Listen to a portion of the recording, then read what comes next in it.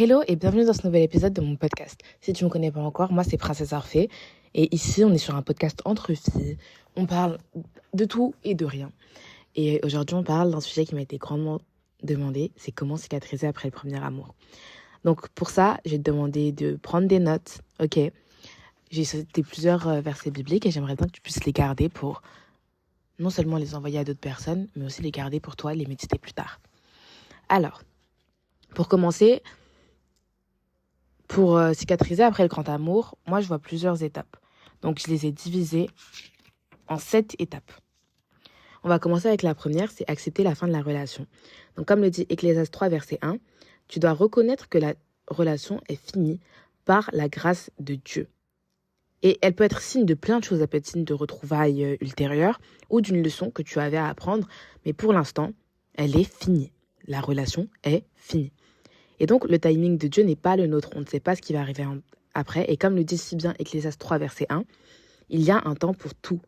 Un temps pour toutes les choses sous les cieux. Et nous, on n'a pas cette notion du temps que Dieu a. Et donc, souvent, on ne voit pas comment Dieu agit à travers le temps. Donc, tu dois accepter que la relation est finie. Peu importe comment elle va continuer, ou peut-être qu'elle continue ou pas même. Tu dois accepter qu'elle est finie et te reconstruire à partir de ça. La deuxième étape, c'est d'exprimer tes émotions. Donc, que ce soit par la prière, que ce soit en parlant à Dieu, ou parler à des amis, parler à un psy, tu dois exfolier tes sentiments, sinon ils restent comme des peaux mortes attachées à ton corps. Et c'est seulement quand tu as réussi à enlever ces peaux mortes que tu réalises à quel point tu étais sale, tu vois. Ça t'est déjà arrivé de faire un bon gommage avec, tu sais, les gants là, les gants exfoliants. Et ensuite, tu vois ta peau, tu vois les peaux mortes et tu te dis, waouh, il y avait tout ça de peaux mortes sur moi. Pourquoi j'ai pas pris le temps de les exfolier plus tôt? Et bien là, c'est exactement la même chose. Il faut que tu prennes le temps d'exfolier tes sentiments, que tu prennes le temps de les libérer. Et ensuite, tu remarqueras à quel point c'était lourd sur toi. Et surtout que Jésus est mort sur la croix pour qu'on ait moins de poids à porter sur nos épaules. Donc, laisse-lui prendre ce poids qui est encore sur tes épaules. Et ça, je l'illustrerai avec Psaume 62, verset 8. En tout temps, peuple, confiez-vous en lui. Espérez votre cœur devant lui. Dieu est notre refuge. Donc là, c'était bien la deuxième étape, donc c'est d'exprimer tes émotions. Maintenant, la troisième, c'est qu'il va falloir que tu prennes soin de toi. Que ce soit par un spa, par le sport, en allant chez le psy, un esprit sain dans un corps sain. Car notre corps est le temple du Saint-Esprit. Et que nous n'appartenons pas à nous-mêmes. Donc c'est comme quand tu confies un objet de valeur à quelqu'un en disant, tiens, utilise-le jusqu'au jour où je reviens le chercher. Comme si je te prête mon téléphone, quoi. Je te dis, ah, t'as besoin de mon téléphone, vas-y, je te le prête. Et logiquement, quand je te dis que je te le prête, tu vas pas me le rendre de façon cassée, tu vois. Donc, comment t'es censé me dire après, j'ai dégradé ton téléphone, désolé, j'ai cassé l'écran et tout. Non. Et de la même façon, comment tu peux dire à Dieu que t'as dégradé son corps alors qu'il te fait confiance? Tu vois ce que je veux dire? Donc, ne laisse pas un cœur brisé, un garçon qui n'en vaut pas le coup, te drainer de ton énergie et te donner cette impression que tu peux te négliger. Et du coup, là, je l'avais illustré par 1 Corinthiens 6, versets 19 et 20. Et donc ça, c'est quand on parle du fait que notre corps est le temple du Saint-Esprit.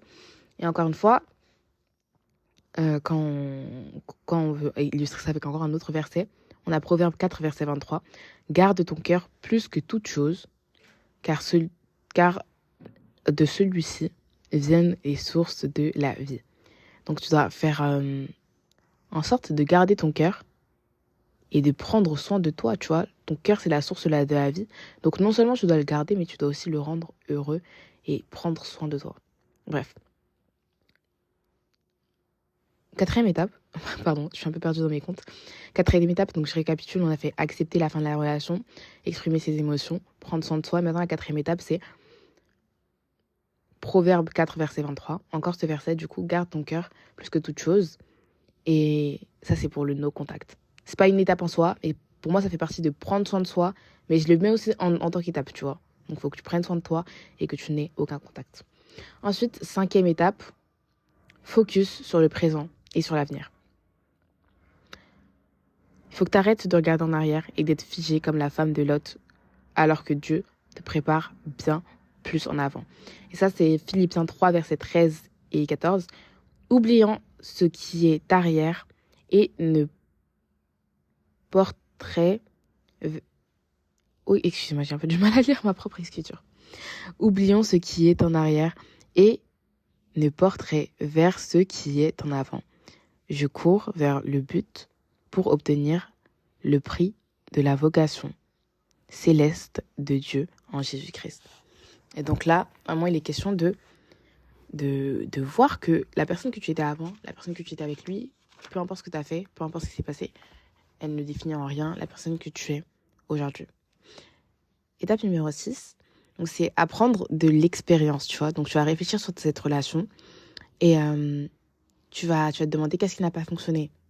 Est-ce que c'est mon comportement qui n'était pas correct? Est-ce que c'était moi le problème? Mais tu vas aussi voir de son côté quel était le problème. Et qu'est-ce que je veux ou qu'est-ce que je ne veux pas pour ma prochaine relation. Le but, c'est pas de te torturer l'esprit avec des questions, mais surtout de savoir de savoir que dans les différentes saisons de ta vie, il y a un but. Okay, et le but, c'est de te faire évoluer.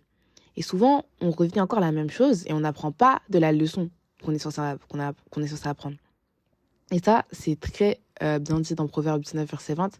Écoute les conseils et reçois l'instruction afin que tu sois sage dans la suite de ta vie. Donc pour moi, même une relation amoureuse, ça peut être une instruction parce que ça t'apprend des choses. Ensuite, on continue avec l'étape 7, qui est la dernière en soi. C'est renouer avec la vie. Donc, il faut que tu te replonges dans tes hobbies, dans tes activités, dans des choses qui te font plaisir. Ça peut être peut-être les choses que tu as délaissées. Ça peut être le fait de te maquiller, de faire de la danse, la cuisine. Là, c'est pas non seulement prendre soin de toi, mais c'est reprendre goût à la vie par des choses qui te plaisent. Okay, et ça, c'est 1 Pierre 4, verset 10. Comme de bons dispensateurs des diverses grâces de Dieu, que chacun de vous mette au service des autres le don qu'il a reçu. Et là, on a le dernier. C'est pas une étape en soi, mais c'est un conseil. Okay, donc c'est un bonus. C'est faire confiance au plan de Dieu. Donc Dieu, il prépare mieux pour toi. Et ça me rappelle la chanson Just For Me de Kirk Franklin. Donc tu peux l'écouter, donc c'est une chanson super cool. Il parle du fait qu'on a du mal souvent à faire confiance au timing de Dieu et qu'on n'ose pas le dire, mais parfois ça fait mal. Ça fait mal d'être dans la saison dans laquelle Dieu il nous met parce qu'on ne sait pas il y a quoi au bout et on voit juste tout autour de nous se détruire, tout ce en quoi on avait confiance et c'est là qu'on réalise qu'on n'avait pas à faire confiance à autre chose qu'à Dieu. Et bref, j'ai beaucoup aimé cette chanson, donc c'est Just For Me de Kirk Franklin, c'est en anglais.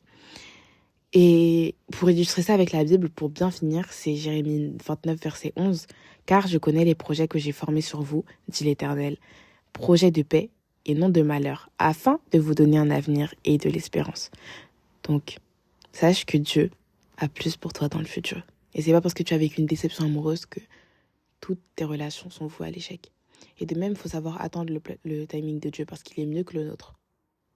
En tout cas, j'espère que ça t'a plu, ce petit épisode. C'était un peu flash, mais ça m'a été demandé énormément de fois. Et je voulais vraiment prendre le temps de refaire ça. Donc, que tu sois nouvelle ou pas, ça peut toujours te plaire. Et mes réseaux sociaux sont en description. N'hésite pas à t'abonner et à aller voir si tu en veux plus.